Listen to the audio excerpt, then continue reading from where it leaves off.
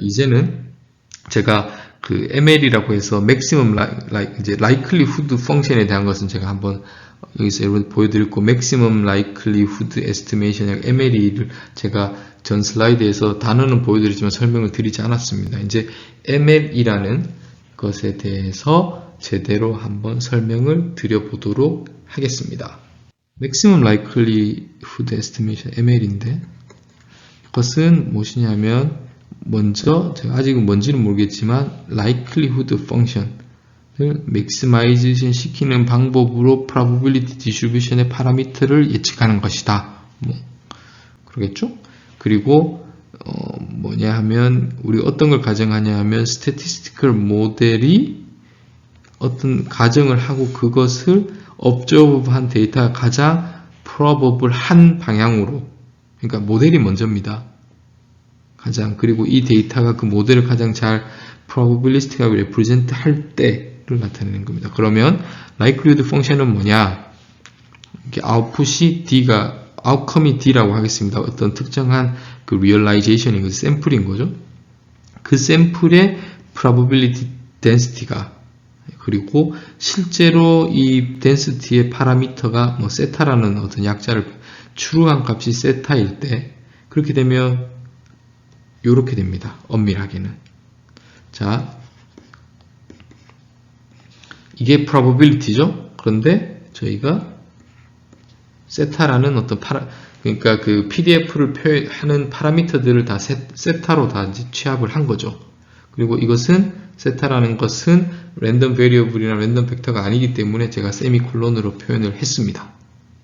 그리고 이제 우리가 이거는 observed 된 거고, 이것을 maximization 시키는 세타를 찾으면 이것이 optimal한 건데, 어떤 의미에서 maximum likelihood estimation 관점에서 optimal한 겁니다.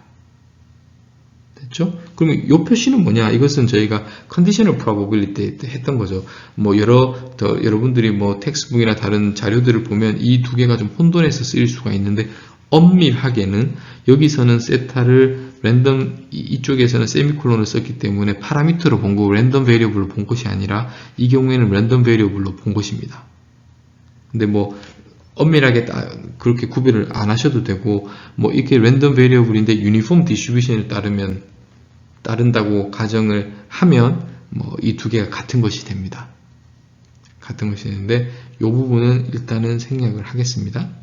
자, 그래서 maximum likelihood estimation이라는 것은 이 부분, 이게 파라미터긴 한데 unknown 파라미터입니다. 이 파라미터 값이 바뀌면 PDF가 바뀌겠죠. 그리고 그걸 unknown으로 가지는 PDF에서 observe된 데이터가 그 표현이 되었으니까 그 확률을 계산할 수 있을 것이고, 그것을 maximization 시키는 세타가 maximum likelihood라는 관점에서 봤을 때 옵티멀한 솔루션이다. 그죠? 수학적으로는. 자, 여러분들이 그렇지만 maximum likelihood, 제가 여러분들이 기억하기를 원하는 것은 모델이 먼저고 그 모델이 샘플을 제너레이팅 하는 겁니다. 모델이 먼저, 세타가 먼저고 그것에서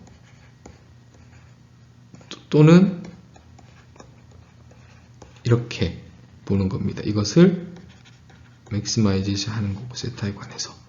그래서 모델이 먼저라는 것이 도대체 무슨 말인지를 여러분들이 이제 처음 좀 이렇게 익숙하지 않으실 수 있는데, 좀 확률적으로 이제 잘 이렇게 내용들을 보시면서 좀 이런 단어들이 좀 익숙해지셨으면 좋겠습니다. 그래서 모델이 먼저냐, 데이터가 먼저냐, 그리고 prior 또는 posterior 이런 단어들로 이제 추후에 이제 제가 설명을 드리게 될 텐데, 일단은 모델 또는 PDF, 여기서는 지금 확률을 얘기하고 있기 때문에 모델이라는 것이 그 probability density function을 의미한다고 보셔도 크게 무리는 없을 것 같습니다. 그래서 PDF가 먼저 주어져 있고, 근데 그 PDF가 어떤 unknown 파라미터의 함수가 되겠죠.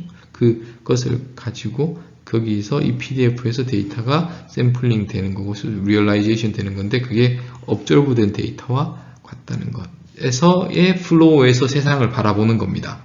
그리고 거기서 옵티마이제이션 문제를 푸는 거고, 이 슬라이드는 이제 뉴메리컬한 이그젬플을 제가 보여드리는 건데 엄밀하게 수학적으로 보이겠다는 것이 아니라 뉴메리컬하게 한번 제가 지금까지 설명드린 의미가 무엇인지, 자, 첫 번째 이 코드를 자세히 보실 필요는 없고 사실은 이 결과가 더 중요합니다.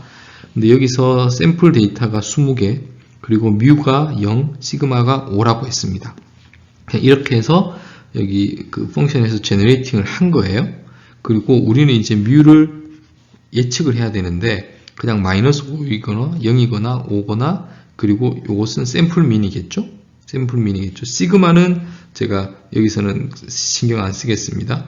그랬을 때 지금 비주얼라이제이션 이렇게 한 거예요. 데이터 포인트가 20개에 따라서 이 부분이 probability를 다 이제 곱해야겠죠? 프로덕트를 해야 되니까 여기서 보시면 해서 그걸 가지고 로그를 취했으니까 로그 값, 이 확률에다가 로그를 취하고 서메이션을 한 것이 로그 라이클리후드 값이 되겠습니다. 이것을 계산을 하면 마이너스 64, 그리고 마이너스 5일 때 시그마는 제가 이제 픽스를 시켰습니다. 그러니까 뭐 또는 안다고 가정을 하겠습니다.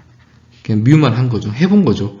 그리고 뮤가 만약에 0이라고 예측을 했을 때 이 지금 주어진 업저브된 데이터에서는 마이너스 61, 5일 때는 마이너스 77, 그리고 샘플 민일 때는 샘플 민이 이 경우에는 마이너스 1.6이었는데 이때는 마이너스 60. 그래서 이 경우를 따져 보았습니다. 보면 뭐 이거랑 이 경우가 이 주어진 데이터 포인트를 잘 표현하는 경우라고 보시면 될 것 같고, 샘플 민일 때 이것이 가장 크죠. 제가 지금 제가 설명을 드렸던 거에 대해서 좀 한번 비주얼라이제이션에서 여러분들이 이걸 좀 한번 보시라고 제가 이 슬라이드를 준비를 했습니다. 이제는 좀 옵티마이제이션 관점에서, 그래서 뮤가 언넌이고, 이제 왜냐하면 지금 뮤도 있고 시그마도 있지 않습니까? 근데 두 개를 동시에 이제 바꿔가면서 보려면 이제 좀 직관적이지 않기 때문에 따로따로 해서 제가 시그마를 픽스 시켜놓고 베리언스는 알고 있다고 치고 뮤만 모른다고 했을 때 뭘 할 거냐 하면 10개의 데이터 포인트에 뮤는 0이고 시그마는 5입니다. 그리고 이렇게 제너레이팅을 했습니다. 그리고 제가 마이너스 10에서 10.5까지 0.5로 뮤를 바꿔가면서 로그 라이클리후드를 계산하겠습니다. 그러니까 실질적으로는 옵티마이제이션을 해서 옵티멀한 뮤 스타를 찾아야 되는데, 뉴메리컬하게 제가 여러분들에게 설명을 드리기 위해서 그냥 뮤를 다양하게 이렇게 제너레이트를 한 다음에 그 값을 계산해서 플러스를 해보았더니 이렇게 나왔어요. 그럼 보면 이 정도에서 맥시마이즈가 되는 것을 확인할 수 있습니다. 그리고 샘플 민의 값을 봤더니 0.16, 저희는 이제 0에서 비슷하죠? 이게 샘플 민이니까 그것을 보여드리는 예시라고 보시면 될 것 같습니다.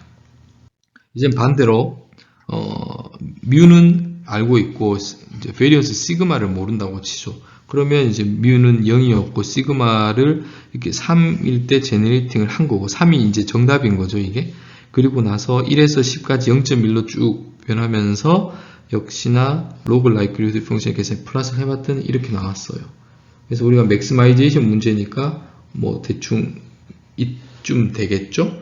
그리고 여기가 시그마 햇을 베리언스를 계산하고 루트를 씌워서 계산해 봤더니 한 2.79, 한 2.8 정도 보시면 2, 3이니까 그 정도 나온다는 것을 확인할 수 있습니다. 여기는 제가 옵티마이제이션 문제를 푼 게 아니라 값을 뮤와 시그마를 바꿔가면서 이걸 한 거죠. 로그 라이클리후드를 계산해서 한번 플러스를 해보았습니다. 그러니까 그랬더니 실제로 우리가 알고 있는 샘플 민 근처에서 또는 샘플 코베리언스 근처에서 값들이 맥시마이즈 된다는 것을 이렇게 플러스로 확인을 한번 해볼 수 있었습니다.